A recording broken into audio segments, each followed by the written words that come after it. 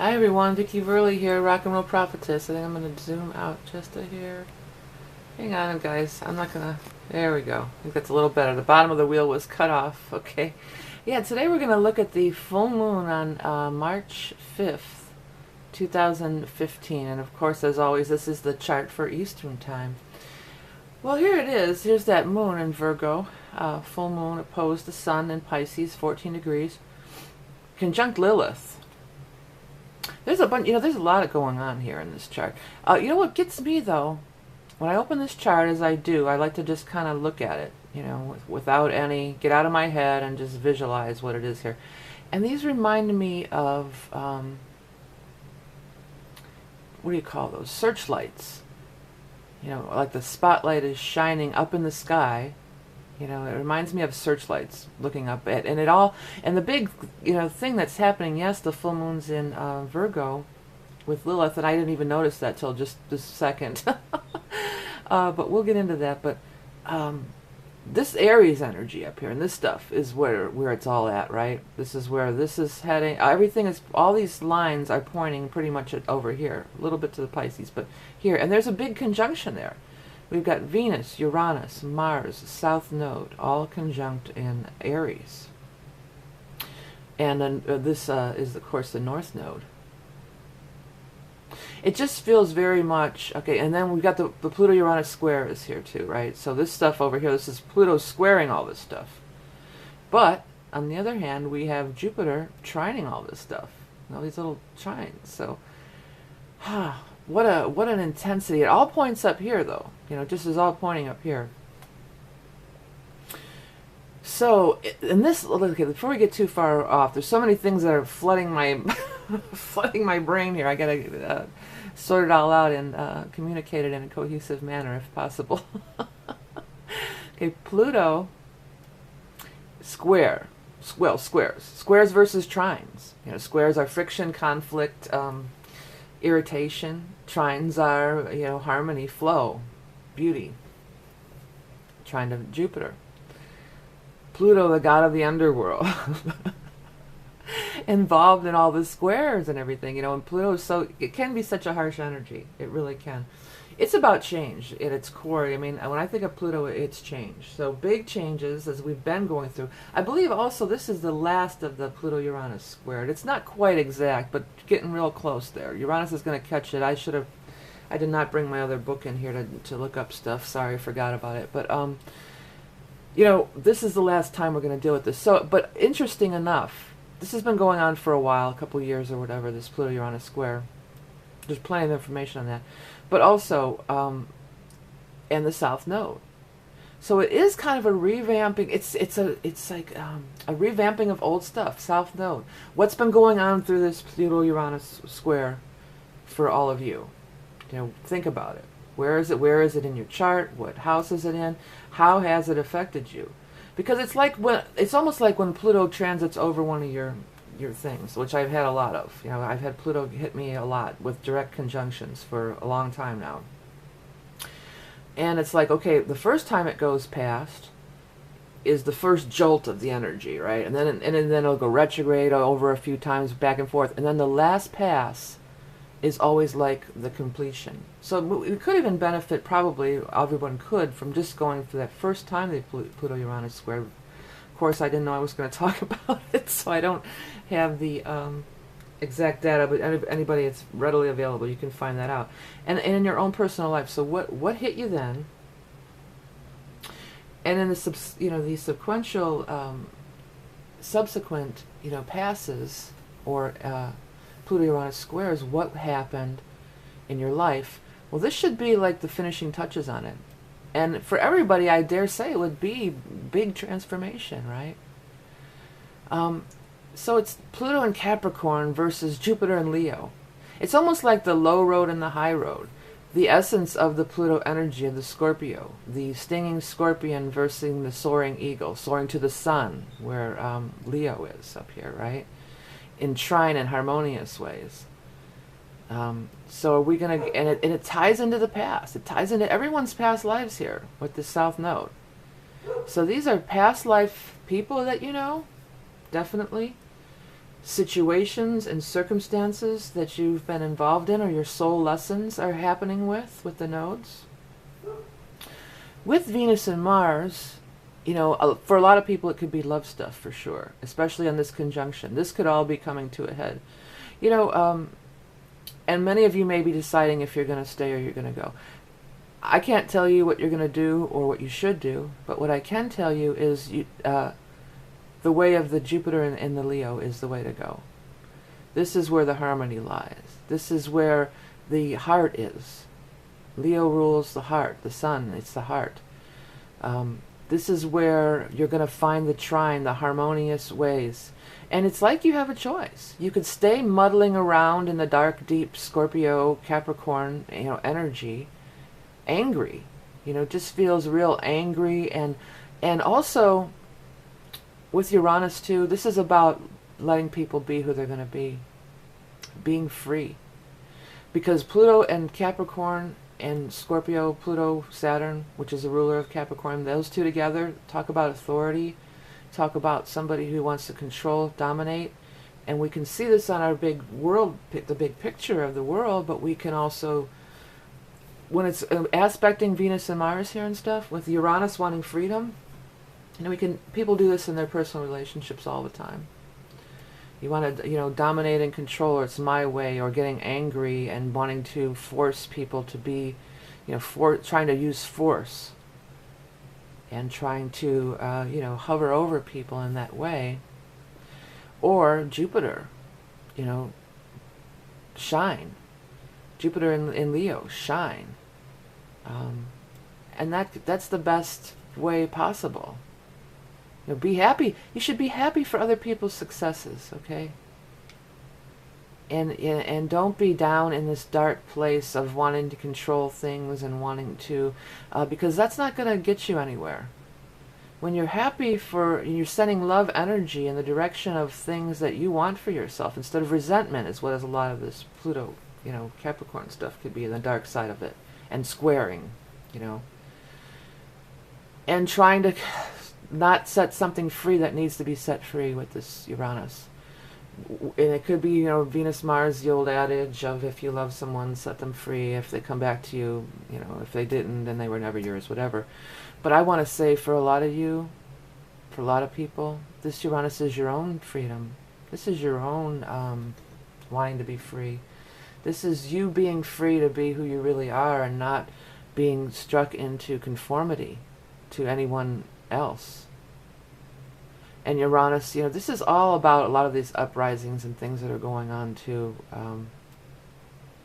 And Pluto, Uranus, you know, this stuff over here is the darkness wanting to control and coming from this dark place. And coming from this place of, the reason people need to control is from a place of lack, you know. That if you have something, then I want to take it away from you, so it's only mine. But if you have something that I like, on the other hand here, you know, and with law of attraction and coming from the heart and everything, and the Jupiter way of abundance, if you have something that I have, I'm happy for you. And I'm opening my heart to that, and I'm embracing that. This is a free will universe we live in here. You don't have to take away from somebody else in order to have what they have. And by the same token, this just came to me, like this could be, and I'm not judging, but people who are, like say you're somebody's marriage that you really envy. You know, instead of maybe Pluto, you know, trying to seduce their husband or something, maybe you could just say, well, he's just such a great guy, and name all the qualities and the beautiful things that you like about him. And attract a man like him to you. But even better with Jupiter, even, you know, more suited to you. And if something like that is going on and you're attracted or envious to, you know, to somebody, take those qualities. And they're not free, or you're not free, or whatever. Take those qualities, and it's probably the reason good qualities that you're attracted to about that person is probably the qualities that this upcoming soulmate with the, you know, South Node, a past life connection possibly, you know, that they embody. And that's why you're attracted to those things, because on a soul level you know that this kind of person is coming into your life, or that's part of your soul plan or your mission here. So envy, this reminds me a lot of like envy, and wanting to suppress for power. Let it all. It's all free flying. The more open you are, the more open to possibilities, the more good things could come in.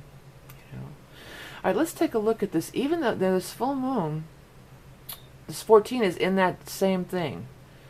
Is in that right there, 14 degrees, 15. It's right in with the Pluto-Uranus square, and it's trining Pluto. There's one, real simple aspect. It's trining Pluto. Oh, sorry about that phone. And this dang phone in here, you can't do the thing. You can't turn off the ringer. So I'm sorry. I'm just going to let it go. There's only a few rings. I don't want to have to edit the tape down later. I'm not going to talk till it stops ringing. We'll go with that. We'll just give you a second. Sorry. I usually never do this. I usually take the phone off the hook in the other room. I think that might have been the last ring. Really sorry about that. Okay, continuing on. We were talking about this full moon trining Pluto. So, having illumination about some of these things that maybe we were talking about, with the deep dark stuff. And when you get it like that, it can just become so light all of a sudden. With the Jupiter and Leo, it can, and Jupiter rules Sag. It can just all of a sudden become so light when you get it. If you're embroiled in this, any kind of power struggles, basically. In your personal lives, I'm talking more. But when you just get it, it's just like, oh, it can be really freeing. It can be just freeing like that, just real, all of a sudden you're free. But anyways, back to this full moon. It is conjunct Lilith. So I think that more women's rights things will be coming to the forefront. And like I always brush it off as like, oh, we have it pretty good. We have it, in the Western world. But we are, just like we just had the Oscars, and Patricia Arquette was saying about, equal pay for women. That is a thing. That totally is a thing. But I always look at it like, well, and again, that's a program of women that Lilith broke that mold way back when, of, well, oh, it's not so bad for me, because, and it isn't, because there are women who are experiencing genital mutilation and horrible, horrible things that we don't have in the United States and the Western world. But, there's always room for improvement. Just because we're not getting genital mutilation isn't part of our society doesn't mean that there isn't room for improvement with women. And I think more of that's going to be coming forward here. With Virgo, could be health stuff for everyone. Health, maybe making available better health care for women, things like that, shining a light. Because the full moon not only brings things to a head, but it always does shine a light on stuff, So yeah, bringing that to a head, bringing that to a light. I don't feel like, I'm not woo-woo freaking out about Lilith. I never do. Now, I just feel like Lilith had a lot of integrity, a lot of pride, and, sometimes you have to fight for, sometimes you have to stand up for yourself. I think Lilith is a lot about standing up for yourself, too. That's what I'm getting. But I'm not all that worried about it. Chiron's still in here, and the sun is going to be conjuncting Chiron, so again, these old wounds and stuff, but again, the full moon, it could bring enlightenment about these things. And there was other stuff shining over there, by there, wasn't there? These just look like beams of light shining to me. And back to that real quick here, the North Node, where we're going. The North Node in Libra, of cooperation and being kind to other people. And having equal, that's also very much a card of equality. I mean a card, a sign or a planetary whatever of equality. But what is it, where we're going? In order to get where we're going, we have to deal with the past. And it's somewhat of a dichotomy here, because of the Aries is always the new. But yet it's the South Node, which is the old or the past, in linear thinking, whatever. All right, one other thing I wanted to take a quick look at over here. We do have this going on. Mercury conjunct Vesta in Aquarius. And it's still roughly opposing Jupiter here. So it's kind of like, what comes to mind is the same thing I've said a lot, you know, if you watch these videos a lot. Because it's Aquarius, and Uranus is the new way of thinking. It's the new paradigm. It's the age of Aquarius. And this is just like the devil on one shoulder and the angel on the other, for all our cleaning up of old karma and all this stuff.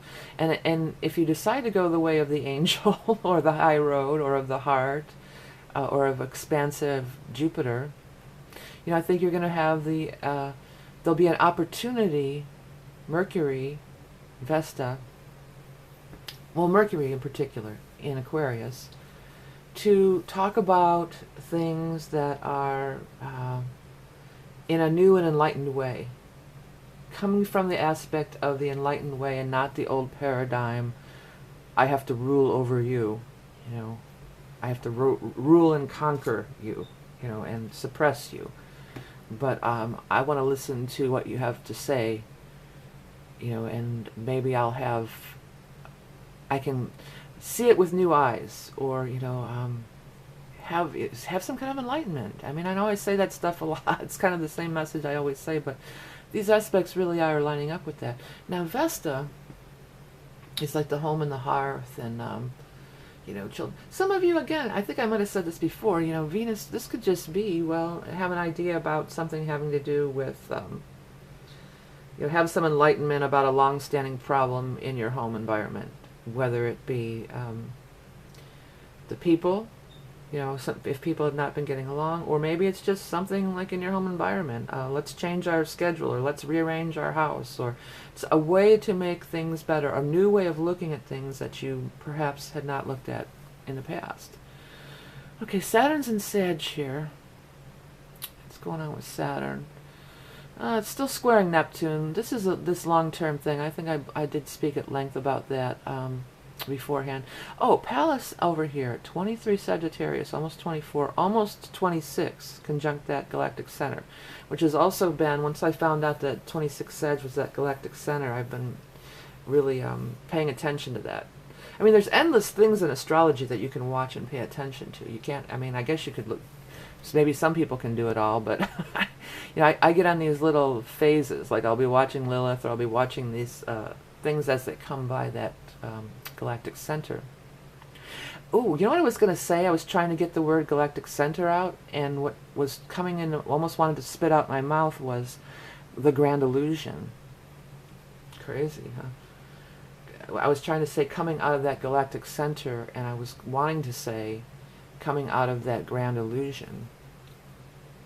So I'm not really even sure why that Spirit put those words in my mouth, and I don't think of the galactic center as the grand illusion at all. I think of it as a portal.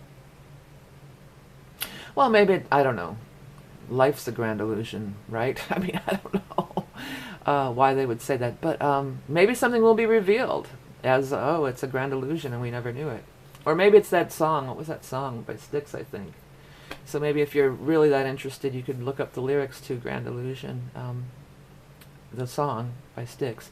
But what I was trying to get to is, as Pallas approaches the galactic center, I feel as things approach that galactic center, it's a point of enlightenment.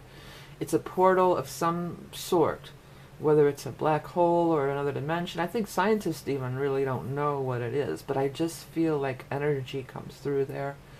And with Pallas, which is also very much about enlightenment and higher dimensions, approaching that spot, I mean, that could be some major downloads and some, you know, everything tipping the scales here. You know, this almost reminds me of, too, what are those things, those balls on, you know, remember how those balls, metal balls with the strings, they all click, click, click. It was real popular back in the 70s. Kind of reminds me of that. The outer edges click, and then the center ones stay the same. If you could remember that. If I find a video of it, it's easy to look up, but it was popular in the 70s. There's lines of them, and they are all hanging down on these strings and wires and stuff. It's kind of what that is reminding me of. And this is the one extreme of Pluto, and this is the other extreme, you know, Jupiter and Leo. All right, well, you know, I think that's about it for everybody. But Venus, Mars, South Node, big time love stuff coming to a head with involving past life people.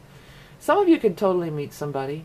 I mean, at this time, I think that's, I don't know about meeting somebody with Pluto square Uranus for the long haul. If you met somebody at this time, it would be somebody that you'd, and wanting to achieve transformation with. And with the South Node, it could be like a soul contract. Could totally be something like that. I don't know that how it would be. You know, there could be turbulence. There could be a lot of turbulence, to be honest. But, you know, enlightenment as well. And that's what all interaction, we're all mirroring each other. You know, that's what it's all about anyway. So, but it might be kind of a harsh energy. I think we have a choice. It's totally, we can go this way, square, confrontation, or we can go this way, trine, harmony, heart energy. Okay, well, real quick before we go, let's just run over my channel, as you know. And if you're ever watching these videos, how you get to it is you click on the name, it'll take you here. It has all my stuff. If you go under the About section, everything's there. How to order readings, don't make a donation. If you enjoy these free videos, please do so. And links to my other channels, including VV Creative Shorts, which is my keyboard channel. I'm a longtime musician, hence the rock and roll part of the Rock and Roll Prophetess. And then, of course, my children's channel, Learning Songs for Kids. It's actually my name. It's my original, Vicky Verley, and it's Learning Songs for Kids. Cool stuff for kids, including the Green Glen. I'm actually been really, a lot of stuff's been coming. I may be doing some more posts here. I got some new ideas about that. Tapestry of Life mandalas, which is created from your chart. Pretty much everything right now is on my Tapestry of Life mandalas chart. I know I really have to do another site, and it's totally on my list, but I'm working on that animal deck, and creativity is really flowing. You know, I have that Scorpio rising and Neptune in the 5th, and it's hitting my Jupiter, and it's just like, whew, I can't even get to it all. It's just, I'm just writing it all down in notebooks. Hopefully I'll get to it someday. But anyways, here we go. This is the order page, which you can order the mandalas, which is made from your chart, and I have that wire art stuff. This I've kind of backed off. I haven't really been promoting it because it's just freezing cold. It's sub-zero, and I have to go outside to pound the nails and stuff. I don't know about that. Anyways, then you get to the reading section. So if you want me to take a look at your chart, I do chart and cards. I do it psychically. I tune into a lot of stuff through your chart. If you we have a personal reading, a lot of past life stuff. All these are computer astrology reports that are also available. And the very bottom is another, make a donation. Very simple. Make a donation. If you don't have a PayPal account, it doesn't matter. You can use any kind of debit card, credit card, whatever. I really appreciate everybody who has been donating, and some Green Glen stuff I was going to show again. You know, but back to what I was talking about. I want to thank you all for donating, liking, sharing, commenting, ordering readings, ordering charts. I appreciate all your support so much. Remember that you are love and beauty incarnate, and I'll speak to you soon.